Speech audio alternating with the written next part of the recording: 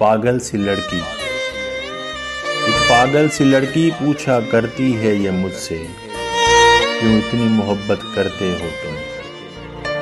उसको कैसे ये समझाऊं।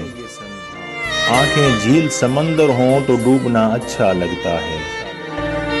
आंखें झील समंदर हों तो डूबना अच्छा लगता है। चेहरा हो जब गजल की मानंद तो पढ़ना अच्छा लगता है।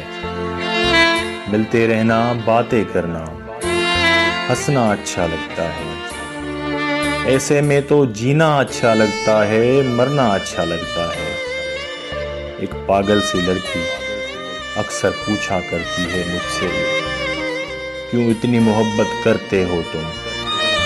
उसको कैसे ये समझाऊं मैं, उसको कैसे ये समझाऊं।